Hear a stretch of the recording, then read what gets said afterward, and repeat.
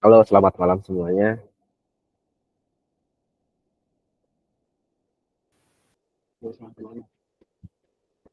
Malam-malam. Malam Mas Ari. Malam, Mas.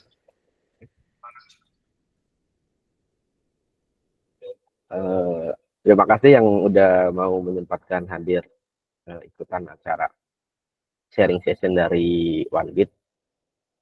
Sebelumnya mungkin ada banyak yang belum kenal saya. Saya bukan siapa-siapa. Kebetulan sekarang mau sedikit membagikan ilmu yang saya miliki di jaringan, dan ini juga merupakan salah satu apa namanya sebenarnya program dari OneBit. Sebenarnya saya izin buat ngerekam Google Meet ini ya, nanti kalau misalkan ada yang mau rekamannya bisa hubungi saya atau bisa langsung hubungi nomor OneBit atau Instagram OneBit yang ada di sebelah sini. Di sana layarnya udah kelihatan kan ya? Udah, Mas. Kelihatan Mas, kelihatan.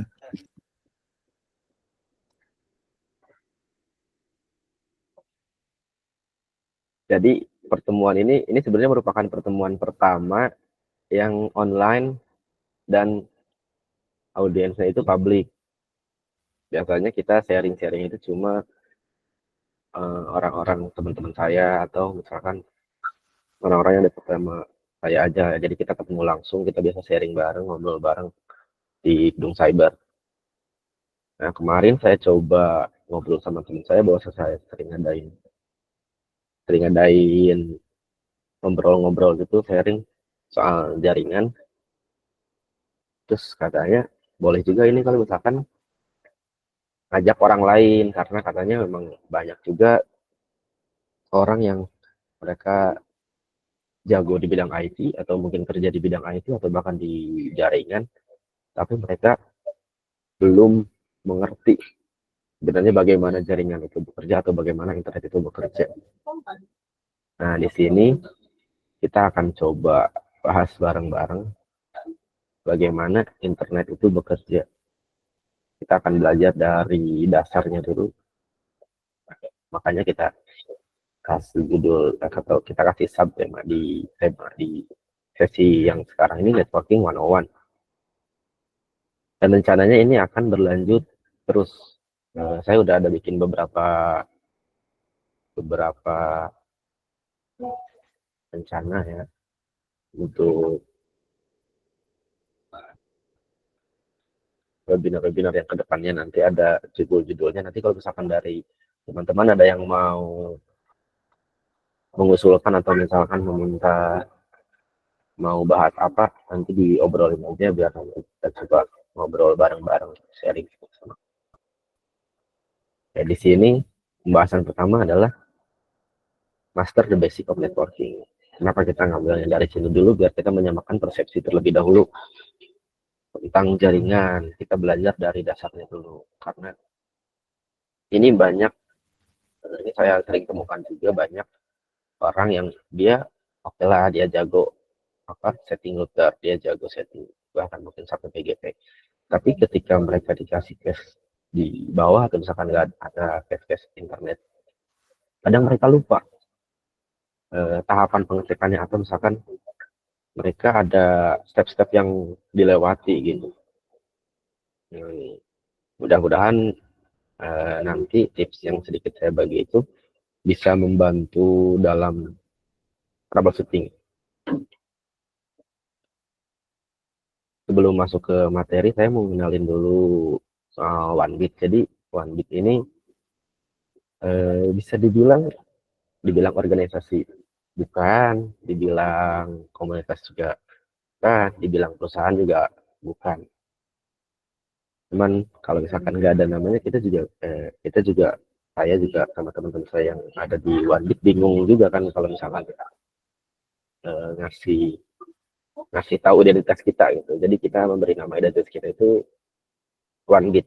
Nah, OneBit punya apa ini, bisa dibilang moto lah ya, solid gas, terima arsitektur dan professional solution. Jadi sebenarnya kita memang menawarkan managed service atau IT support ya, terutama smart hand juga di hidup cyber, itu masuk ke professional solutionnya. Tapi selain itu kita juga sering ngadain sharing session gitu secara offline. Kita sharing secara detail dan dari dasar. Misalnya di sini ada solid graph sebagai dasar yang kuat. Selain itu kita juga ingin, misalkan kita membangun infrastruktur atau membangun suatu jaringan, kita menginginkan efektif dan fleksibel. Maka diambillah statement arsitektur. Ini statement arsitektur itu istilah di dunia arsitek ada di tahun 90, saya lupa tahun berapa. Pokoknya streamline arsitektur ini mengutamakan efektivitas dan fungsi.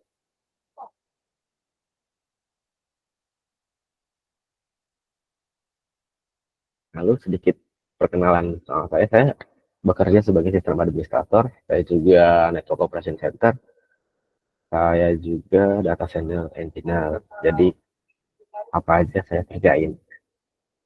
Itu juga ada beberapa profile, ada GitHub, Instagram, sama LinkedIn saya. Dan juga ada sertifikasi. Itu sertifikasinya baru dengan PCNA.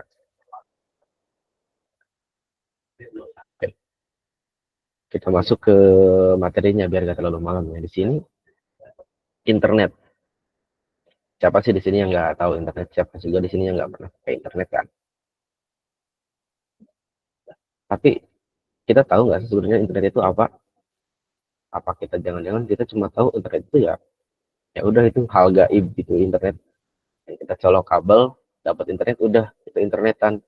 Tapi kita nggak tahu di dalamnya itu apa atau lewat apa aja atau apa aja yang harus dia lewati supaya itu bisa disebut sebagai internet. Nah, karena sekarang lagi zaman-zamannya AI, saya nanya ke Gemini AI buatan Google, internet itu apa? Nah, ini jawaban dari Gemini AI. Internet is a vast network that connect computer all over the world. So, internet, people can share information and communication from anywhere gitu. Betul kan, memang internet kita pakai buat komunikasi, buat share informasi, atau bahkan share file, share media, kayak gitu. Tapi kita coba ambil kalimat pertama di sini. Internet is a vast network that connect computer all over the world. Di sini ada 3 kata kunci yang penting, yaitu komputer, connection, sama network. Komputer itu perangkat elektronik, connection itu adalah hubungan dari 2 atau lebih benda atau hal. Di sini kita ngomongin soal komputer, jadi hubungan 2 komputer atau lebih komputer. Network itu adalah kumpulan dari interconnected device yang saling terhubung dan saling berkomunikasi. Nah, jadi sebenarnya internet itu cuma kumpulan komputer yang saling terhubung dan saling terkoneksi. Cuman dalam ukuran besar. Pas di sini artinya sangat besar ya, karena ini mencakup seluruh dunia. Nah, kalau misalkan tadi kita ngomong komputer, internet itu adalah komputer yang saling terhubung menjadi suatu jaringan yang sangat besar, berarti harusnya internet ini punya jalur dong untuk saling menghubungkannya, karena connection itu pasti ada sesuatu yang menghubungkannya kan, yang menjadikan itu sebuah jaringan. Nah, dalam internet atau misalkan di dalam dunia networking, kita menyebut hubungan antar komputer ini sebagai topologi, yang sebenarnya itu bisa kita gambarkan atau bisa buat gambar imajiner dari topologi itu supaya kita memudahkan dalam troubleshoot. Jadi kita tahu kan komputer ini misalkan terhubung ke komputer mana, gitu. Jadi kita sebut sebagai topologi. Nah, network topologi ini bisa berhubungan secara fisik atau misalkan dari logiknya. Ada banyak sekali tipe network topologi. Mungkin ini bisa dicari di Google. Kita nggak akan bahas. Karena ini banyak di Google. Intinya network topologi ini adalah kumpulan komputer yang saling terhubung. Karena server juga sebenarnya kan server juga komputer, cuman memang skalanya lebih gede dan kapasitas atau misalkan proses yang bisa dilakukan oleh server lebih besar, tapi sejatinya dia sama-sama komputer atau perangkat elektronik. Nah, kalau kita lihat di sini tipe-tipe topologi, coba kita bandingkan dengan kurang lebih gambarannya sama kan, karena emang sejatinya ini kurang lebih sama komputer sama kayak rumah yang saling terhubung kayak gini. Rumah ini dan rumah ini pasti mereka punya alamat fisik kan, rumah ini juga punya alamat fisik, ada alamat fisiknya. Nah tapi kalau di komputer kita alamat fisik itu MAC address. Nah ini juga semuanya punya alamat fisik atau MAC address. Tapi di komputer ada satu alamat lagi, yaitu alamat logik yang akan kita kenal sebagai IP address. Pasti kalian, kita semua di sini, teman-teman juga sudah tahu apa itu IP address ya. IP address itu buat menghubungkan misalkan alamat dari rumah si ini dengan rumah si A, misalkan mau ke rumah si B, pasti ada alamatnya dan pasti ada jalannya. Sama seperti kita mau datang ke sini, ini ada jalur ke sini. Misalkan kalau topologinya seperti ini, tetap mereka saling terhubung, tetap ada alamatnya juga kan. Dan kita harus tahu misalkan dari rumah ini mau ke rumah ini, pasti ada alamatnya atau ada jalur juga yang harus kita tuju supaya kita sampai ke alamat ini. Nah, selain IP address, di dunia jaringan juga kita harus mengenal yang namanya domain. Kalau misalkan IP address itu bentuknya angka, domain itu bentuknya tulisan biasa seperti ini untuk memudahkan. Nah, di sini ada domain facebook.com dan ada domain google.com. IP address dan domain ini saling berkesinambungan ya, saling memiliki hubungan yang sangat kuat. Tuh. Gak mungkin dong kita mikirin 10, 16 atau misalkan 192 atau IP public Facebook ini kita hafal terus-menerus, kan tidak mungkin ya. Makanya kita mengaksesnya hanya dengan facebook.com, padahal sebenarnya kita mengakses IP-nya ini. Untuk membuktikan misalkan kita bisa dicek di CMD atau misalkan pakai Ubuntu atau kali ini bisa pakai DIG untuk melihat IP address dari domain yang kita akses, karena sebenarnya semua domain ini memiliki IP address, ada IP versi 4, ada IP versi 6. Nah, proses merubah dari domain ini menjadi IP address itu disebut forward lookup. Ada satu lagi proses yang merubah dari IP ke domain, disebutnya reverse lookup. Jadi kita bisa melakukan lookup terhadap IP atau terhadap domainnya, cuma prosesnya aja yang berbeda. Jadi ketika kita buka facebook.com, sebenarnya kita akan mengakses IP ini, atau misalkan kita akses google.com, dia akan mengakses salah satu IP ini. Tuh, nanti akan kita lihat di browser. Di browser juga sama, dia bakal mengakses ke IP ini. Nanti kita bisa lihat di browser. Nah, misalkan di sini kita sebagai user, ada beberapa user dia mau akses facebook.com atau google.com, pasti IP ini akan berhubungan dengan IP ini. IP ini akan berhubungan dengan IP Google, kayak gitu. Nah, misalkan kita sudah tahu IP address dan domain dan ketika akses facebook.com atau google.com, kita sebenarnya kan akses ke IP ini. Dan ada jalur yang harus dilewati. Nah, kalau misalkan kita nggak bisa akses facebook.com atau google.com, berarti yang harus kita cek pertama itu adalah jalurnya. Ya kan? Ada di sini ada jalur menuju ke facebook.com atau ke google.com. Misalkan di localhost ini atau rumah ini mau akses ke google.com, jadi dia lewat ke sini, ini lalu ke google.com. Sama, di dunia jaringan juga sama seperti itu. Ada jalur yang dilewati. Kita kalau mau tahu jalurnya yang dilewati lewat apa, ada tools atau misalkan ada caranya juga. Kita bisa pakai CMD. Ini sudah masuk ke bagian network troubleshooting. Kita bisa cek di CMD atau misalkan di terminal. Yang pasti pertama kita lakukan ketika kita nggak bisa mengakses facebook.com, kita ngelakuin ping ya. Itu ping itu mengecek respon dari tujuannya. Yang tadi misal di sini ada google.com atau facebook.com, setelah kita tahu namanya, kita coba ping dulu, aktif nggak mereka gitu kan. Itu untuk mengecek aktif atau enggaknya mereka, lalu baru kita bisa akses. Kalau misalkan nggak bisa diakses, ini yang pertama kali kita harus lakukan, ping ke tujuannya. Meskipun memang ada beberapa server yang memasang IPCMP filter, cuma nanti akan kita bahas soal IPCMP filter di pembahasan berikutnya. Di sini kita hanya akan mengenalkan bagaimana cara internetnya ini bekerja. Nah, tadi setelah kita tahu bahwa ini nyala, nggak ada masalah. Tapi kita harus pastikan dulu, misalkan kita udah akses facebook.com nggak bisa dibuka, kita pingnya ada reply kayak gini, cuma tetap nggak bisa dibuka. Kita harus pastiin ini benar IP Facebook apa bukan. Itu bisa cek di BGPHE. Di sini saya sudah lampirkan salah satu screenshot dari BGPHE. Ada IP-nya, kita masukin aja IP-nya ke BGPHE. Kelihatan di sini deskripsinya itu Facebook. Berarti benar IP ini punya Facebook. Berarti harusnya kita normal atau aman saat mengakses ini. Ini adalah web internasional. Sama juga dengan web lokal. Web lokal juga sama. Pasti mereka ada respon IP-nya, on time sama IP-nya ini milik si Detik gitu. Beda case-nya mungkin kalau misalkan dia pakai VPS atau cPanel sharing. Itu akan berbeda. Nanti kita akan bahas di. Karena kita harus, yang penting kita tahu dulu cara ngecek ini beneran dia atau bukan. Karena ini akan berhubung dengan security. Nanti kita akan bahas juga kalau misalkan ada kesempatan di bagian security-nya. Nah, kalau misalkan kita tahu respon dia normal, ada respon dari dia dan responnya juga benar dari server tujuan dia, tapi tetap nggak bisa kita akses. Kalau misalkan bahkan responnya nggak ada, nggak bisa di-ping, kita bisa lakukan cara berikutnya, yaitu buat threshold. Nah, threshold di sini dia bakal mencari atau misalkan menampilkan apa aja yang kita lewati sampai ke tujuannya ini.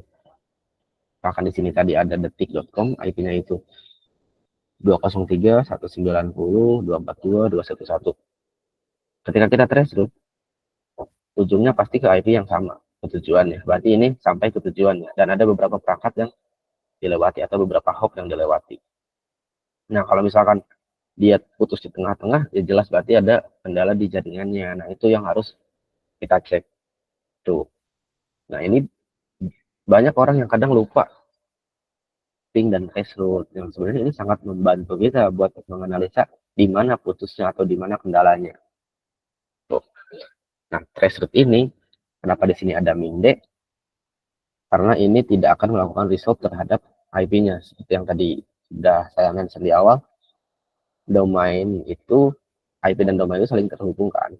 Jadi ketika kita melakukan resolve atau forward lookup kepada facebook.com, nah si CMD juga akan melakukan reverse lookup terhadap IP-IP yang dilewatinya. Cuman karena saya pakai flag minde di sini, dia tidak akan melakukan resolve. Di sini artinya do not resolve. Kalau misalkan teman-teman pakai Windows, bisa coba di CMD, bisa dibandingin pakai minde dan nggak pakai minde. Akan ada perbedaan. Kalau kita pakai minde, dia akan lebih cepat melakukan threshold karena dia tidak akan melakukan resolve terhadap reverse lookup-nya dari IP-IP ini. Tapi kalau misalkan kita nggak pakai minde, ini justru lebih memudahkan kita lagi sebenarnya. Cuman memang waktunya jadi lebih lama karena dia akan melakukan resolve dari setiap IP ini. IP ini domainnya apa, IP ini domainnya apa, seperti itu. Tapi memang tidak semua IP akan dilakukan resolve karena tidak semua pemilik IP ini memasang reverse DNS. Sama juga dengan web lokal. Dengan web lokal juga sama. Dia juga akan menampilkan domain atau hostname dari IP ini. Reverse lookup juga dari IP ini. Nah, tapi kalau misalkan kita akses di browser kan kita nggak ngelihat IP ini ya. Nah, sebenarnya bukan kita nggak ngelihat. Ini ada, cuman memang tidak ditampilkan di halaman browser. Kalau kita mau nampilinnya, atau kita mau lihat, kita bisa tampilin di developer tools di bagian network. Jadi kita akses detik.com, sini kelihatan IP. Bisa kita lihat di sini IP-nya sama 203.190.242.211. Ini sama IP-nya dengan IP di sini. Dan tampilannya tampilan detik.com. Ini IP-nya. Dijelas detik.com. Nah, tapi ketika kita akses di browser, di sini bisa kita lihat banyak yang kita akses, bukan cuma detik.com doang. Di sini ada cdn.detik.net.id dan IP-nya berbeda dari IP yang ini. Nah, CDN ini adalah Content Delivery Network. Dia biasanya bertugas buat simpen foto-foto kayak gini, foto-foto atau video dia disimpannya di CDN. Berbeda server dengan server yang web server yang ini. Itu untuk memudahkan dan menghemat resource dari server ini juga. Tuh. Mungkin kadang ada beberapa kendala yang kita bisa akses webnya tapi gambarnya nggak muncul. Ada seperti itu. Itu bisa jadi kemungkinan CDN-nya nggak bisa resolve atau CDN-nya nggak bisa sampai ke kita. Nah, kalau kita buka di sini, kita bisa kelihatan CDN-nya ada, ID-nya ada. Nah, misalkan kalau ini nggak ada, berarti ada masalah dong. Bisa kita threshold dari IP ini. Kita bisa bandingin dengan network lain kendala juga atau tidak, gitu kan. Nanti misalkan dapat IP CDN-nya, bisa kita bandingin sama seperti tadi. Kita ping dan threshold. Kayak gitu. Nah, di sini kan tadi ada banyak sekali ya domain dan IP-nya. Capek juga kita kalau sebagai network engineer atau kita sebagai pengelola jaringan harus ngecek satu-satu. Ada tuh yang memudahkan, yang saya sering pakai, IPv4.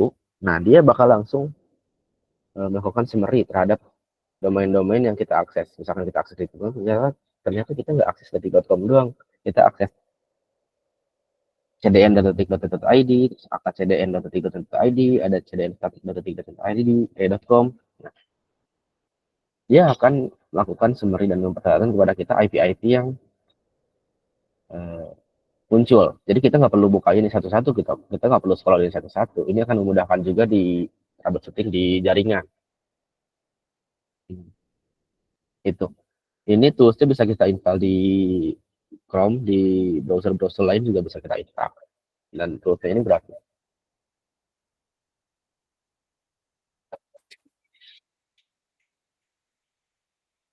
Itu sedikit soal cara troubleshoot dan bagaimana browser kita bekerja.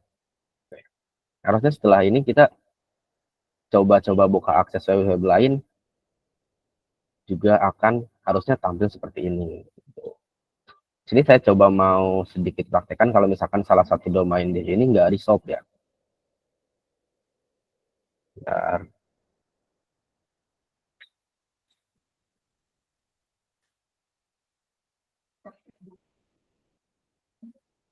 Coba saya share.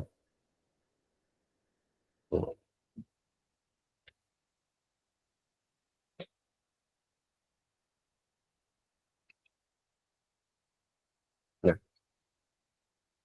ini ketika saya akses detail,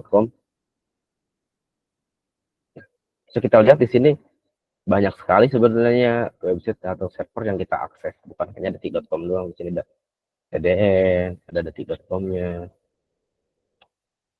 Nah, mungkin teman-teman di sini kadang nemuin kendala, kita bisa buka webnya ini, cuma gambarnya nggak bisa dibuka. Itu bisa jadi karena CDN-nya nggak bisa resolve. Misal di sini CDN harusnya ngarah ke sini. Coba kita alihin domain CDN-nya ini.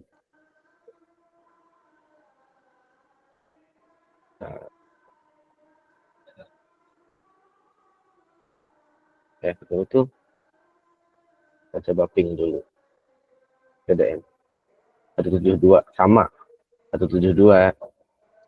Coba sana.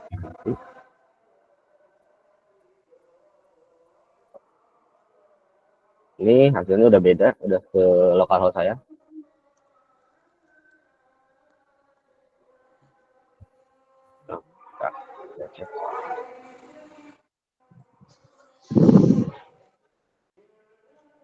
Nah,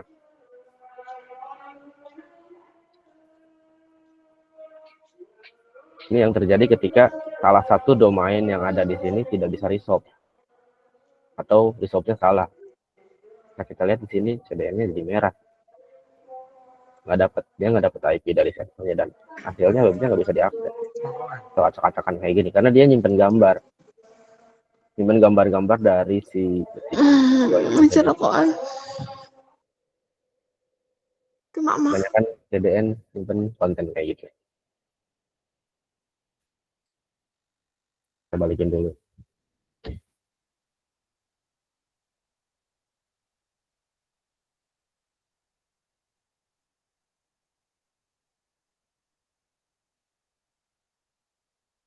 Kita di ping, dia balik ke IP normal, IP yang seharusnya, dan webnya juga kembali normal kayak gitu.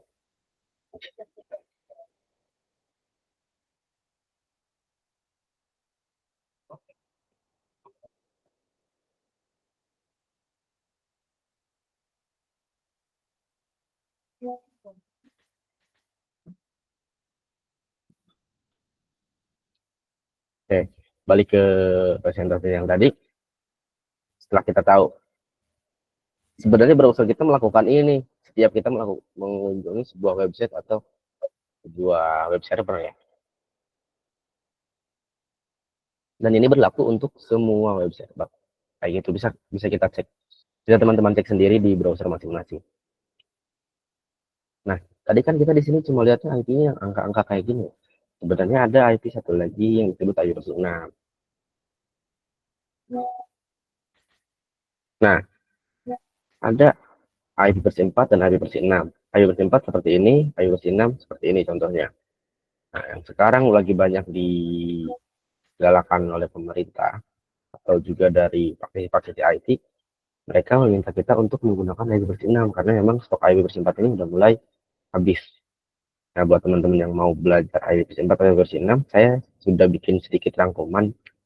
Bisa scan aja barcode di sini, screenshot atau scan, nanti scan barcode-nya, nanti dia akan ke halaman dosen saya, itu ada sedikit catatan saya soal IP/4 dan IP/6. Nanti teman-teman juga bisa nyari tambahan-tambahan ilmunya di Google, banyak sekali ilmu. Nah, jadi tadi kita ngomongin soal IP/4, IP/6, web server, ping, dan cara kita menggunakan internet seperti orang-orang pada umumnya ya.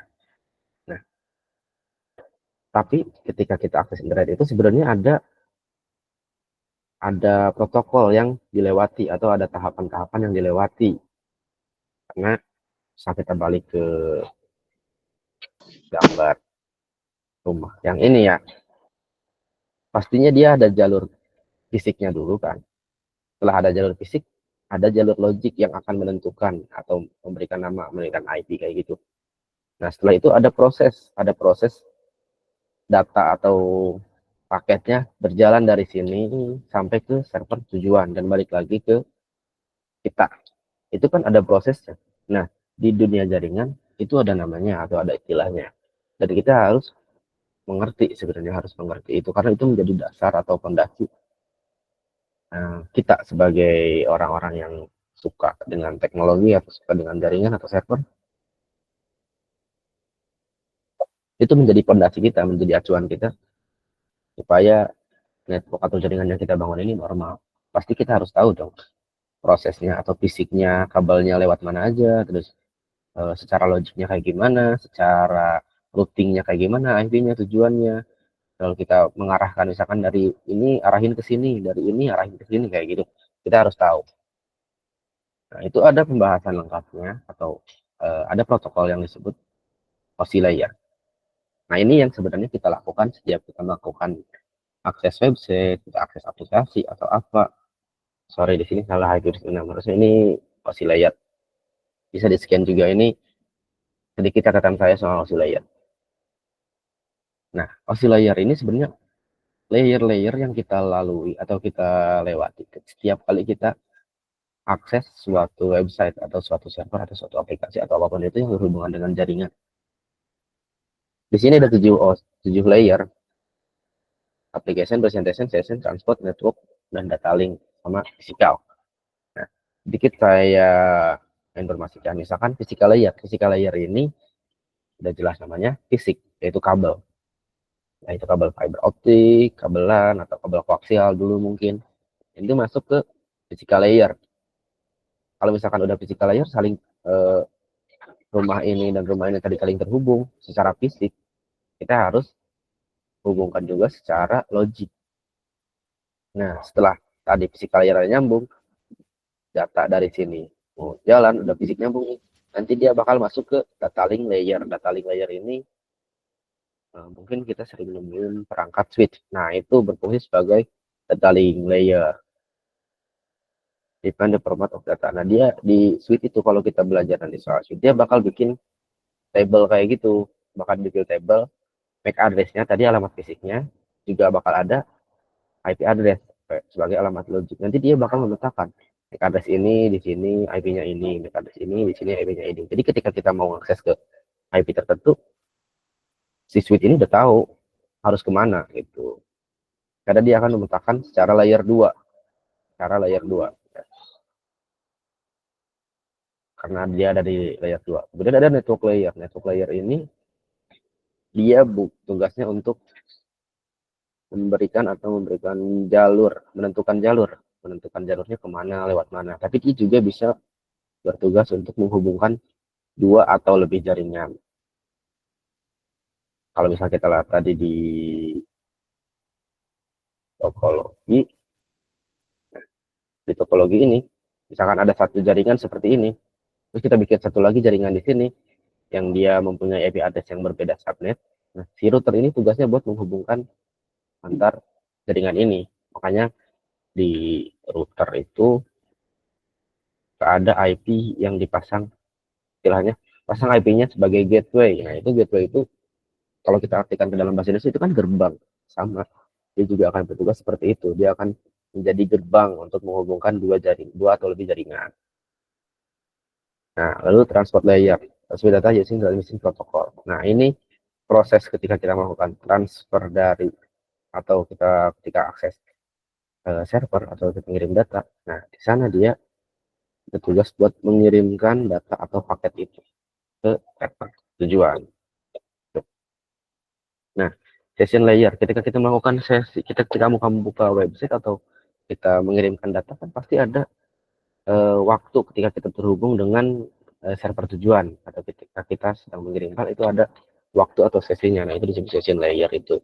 Di bagian session layer dia bagian bertugas menjaga koneksi antara server dari klien ke server tujuan. Makanya ketika networknya mati atau sesinya mati, biasanya koneksinya juga mati. Kemudian presentation layer ini sebelum application layer dia akan memastikan bahwa data yang dikirim sama data yang diterima itu sesuai. Nah, gitu. Dia ada di sebelum aplikasi ada di backend. Kemudian ada aplikasi layer ini yang sering kita temukan di web server, di aplikasi entah itu Android atau di iOS yang sering kita lihat langsung, yang sering kita berinteraksi langsung itu ada di application layer.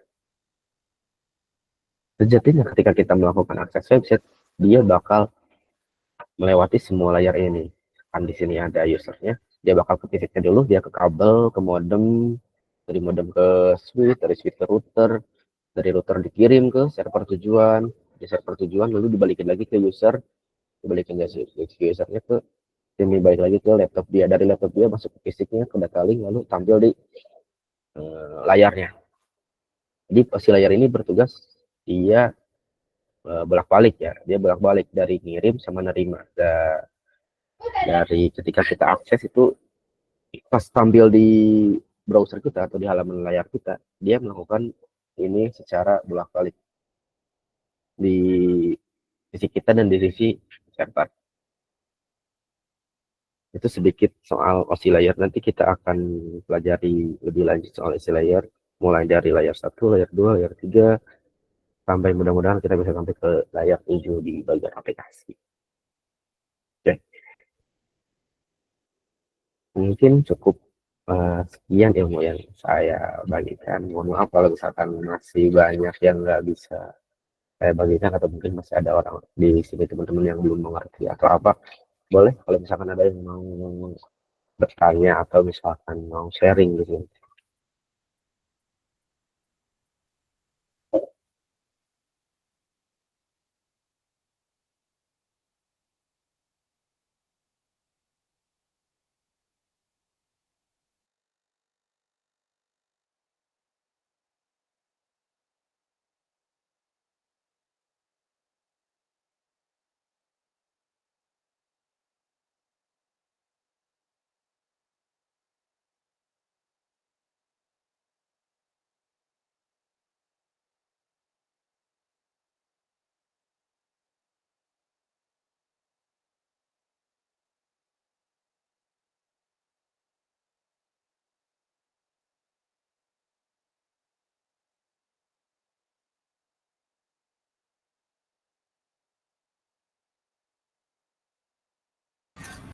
Selamat malam, Mas. Saya mau nanya, tadi pas di bagian oscillator, di bagian nomor satu atau paling bawah di bagian fisik itu sempat bilang kalau dari titik itu bakal ke modul. Yang jadi pertanyaan saya adalah modem itu bisa dialokasikan ke oscillator nomor berapa ya? Itu aja sih pertanyaan dari saya.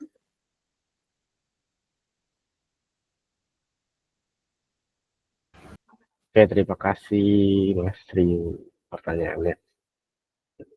Menarik karena sebenarnya modem ini yang kita temukan di rumah-rumah itu ada yang bilang ini modem, ini access point, ini router gitu ya. Nah, untungnya modem-modem yang sering kita temukan sekarang dia bisa berlaku sebagai switch, bisa nge-bridge antar portnya, ada yang bisa kayak gitu.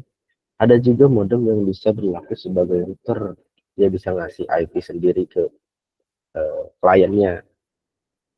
Jadi sebenarnya modem ini bisa ada di layar 3 atau bisa aja juga di layar 3 atau layar 2. Tapi pastinya kalau masih di modem ya, dia ada di maksimal di layar 3. Nggak bisa lebih dari layar 3. Karena memang jaringan ini sebenarnya cuma di layar 3, sampai layar 3 aja. Atau kalau kita ngomongin jaringan ya. Karena di layar 4 sampai ke layar 7 ini dia udah bahasannya di aplikasi atau di programming di website. Jadi modem ini tergantung modemnya kayak gimana dulu. Kalau misalkan modemnya cuma bisa buat bridge, misalkan cuma bisa buat lanjutin dari router, itu berarti dia ada di layar 2. Tapi kalau misalkan dia modemnya bisa ngasih alokasi IP juga, ada kan modemnya seperti itu, berarti modemnya ada di layar 3. Karena biasanya yang ada di layar 3 ini dia juga bisa berlaku sebagai layar 2.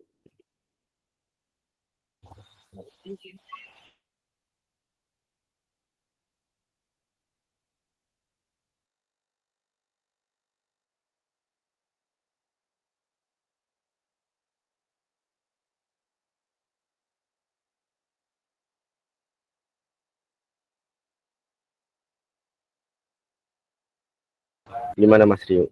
Masih ada yang mau ditanya? Untuk sekarang cukup sih, Mas. Mungkin nanti akan saya tanya lagi. Oke, dari teman-teman yang lain mungkin ada yang mau ditanyain atau ada yang mau share case juga.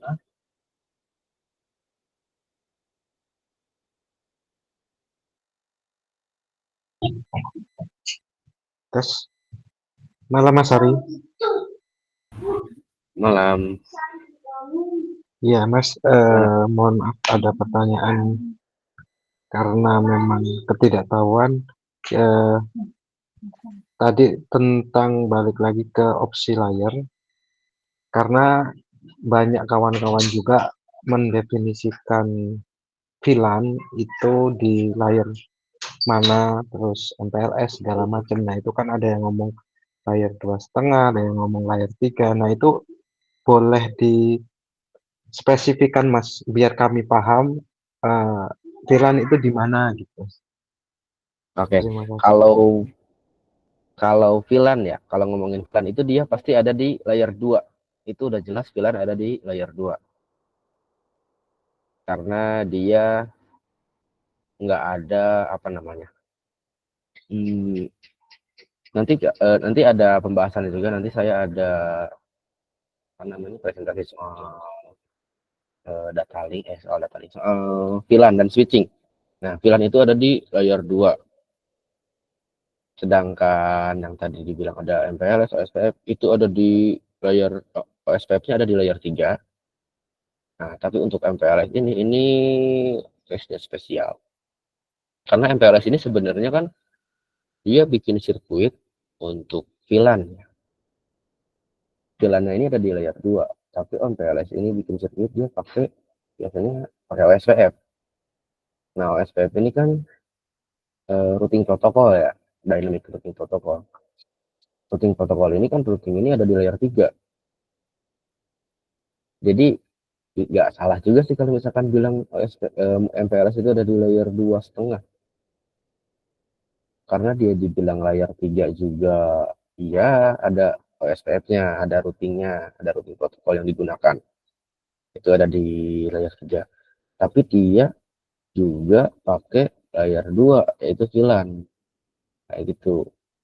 Mungkin nanti kalau misalkan ada kesempatan di bagian VLAN switching itu nanti kita coba bikin lab buat simulasi MPLS dan OSPF ya.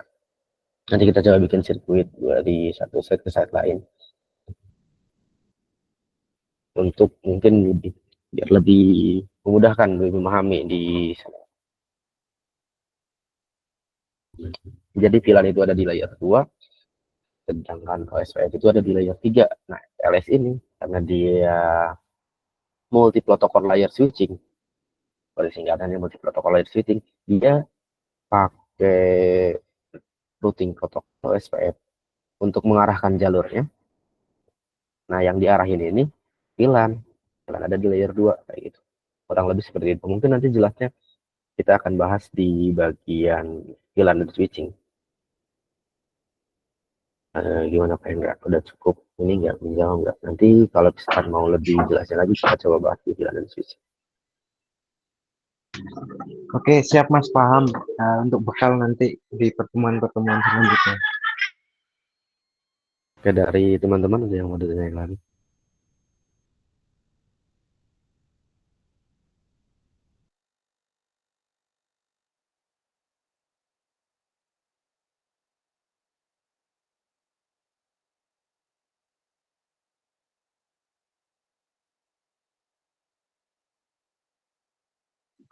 Ingin pada nanya tapi bingung itu Mas yang ditanyain apa.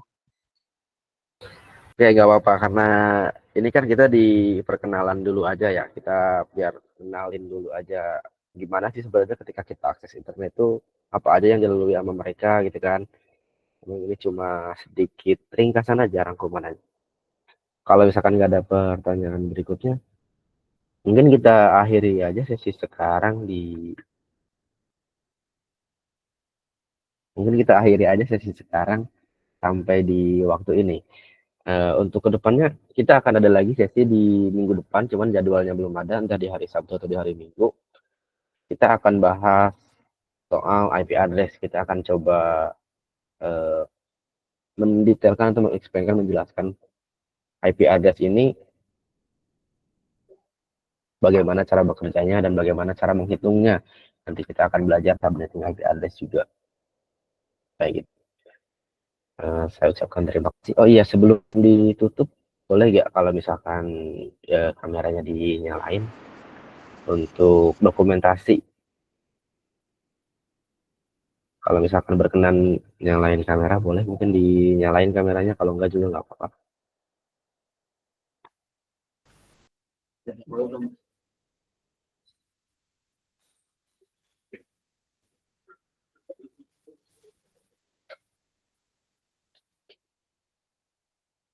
Untuk saya screenshot, boleh ya di sini?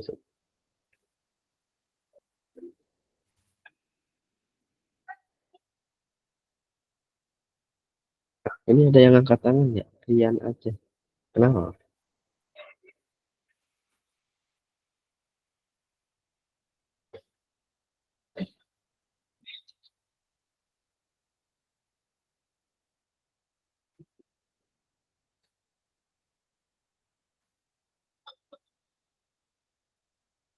Ada yang bertanya atau gimana ini? Ada angkat tangan.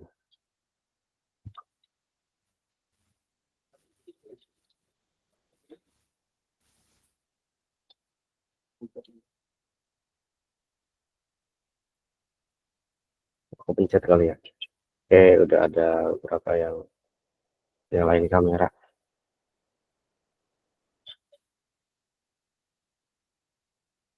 Bentar, pencet dulu.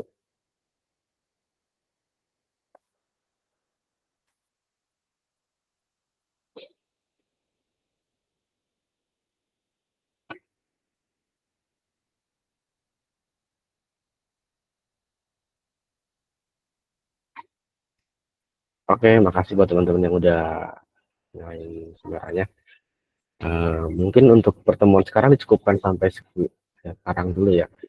Nanti untuk pertemuan-pertemuan berikutnya atau bahasan-bahasan apa yang akan kita bahas berikutnya, nanti akan kita share di Instagram OneBit. Jadi buat teman-teman yang mungkin belum follow OneBit, bisa di follow terlebih dahulu. Nanti kita bakal lebih sering share soal informasi kegiatan-kegiatan kita di sana. Sekali lagi saya ucapkan terima kasih buat teman-teman yang mau meluangkan waktunya untuk acara sharing session kita kali ini. Saya harapkan mungkin ke depannya ada dari teman-teman juga yang lebih aktif mau bertanya atau misalkan memberikan informasi, karena kita di sini buat belajar bareng-bareng. Terima kasih semuanya, selamat malam. Selamat malam, Mas. Selamat malam, Kak Ari.